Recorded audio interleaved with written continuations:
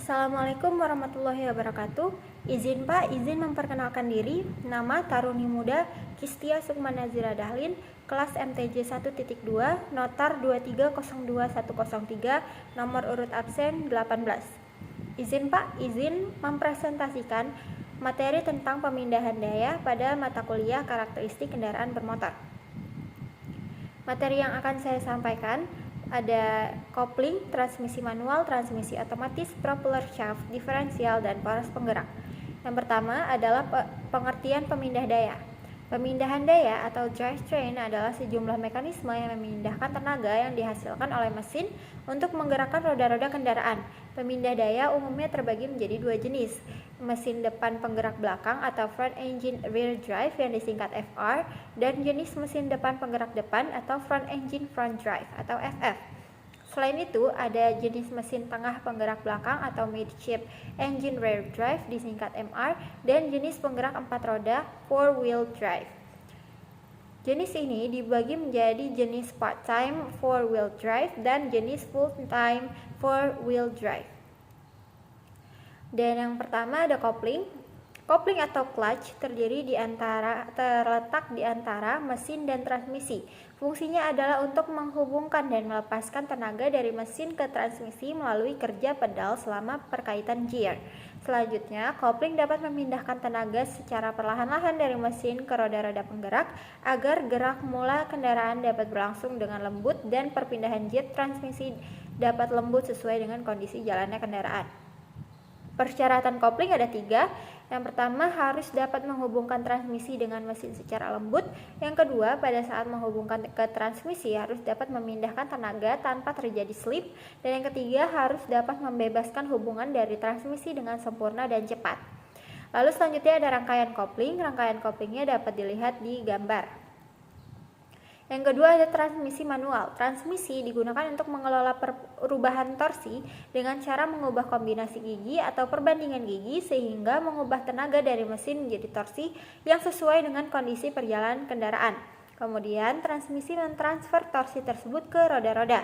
Ketika kendaraan perlu bergerak mundur, transmisi membalik arah putaran sebelum transfernya ke roda.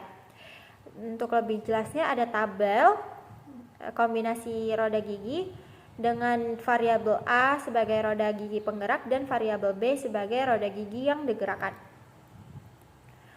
Transmisi untuk kendaraan FR memiliki susunan komponen rumah kopling, casing transmisi, poros masukan, poros counter dan roda gigi counter, poros keluaran dan gigi mundur, mekanisme perpindahan gigi, dan rumah perpanjangan. Sedangkan transmisi untuk kendaraan FF tergabung dengan diferensial, biasa disebut sebagai tricycle.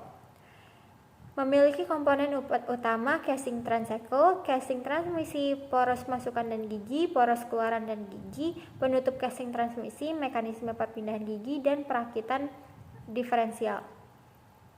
Lalu yang ketiga ada transmisi otomatis. Transmisi otomatis adalah kopling dan transmisi yang bekerja secara otomatis dan terdiri dari 3 bagian utama, yaitu torque converter, planetary gear unit, dan hydraulic control unit. Transmisi otomatis pada kendaraan tipe FR dan tipe FF bentuk luarnya tidak sama, tetapi pada dasar-dasarnya mempunyai fungsi yang sama, terlihat seperti pada gambar berikut. Lalu yang keempat ada propeller shaft. Propeller shaft adalah sebuah komponen yang terpasang pada kolong kendaraan dan bekerja untuk memindahkan tenaga mesin dari bagian transmisi ke bagian diferensial.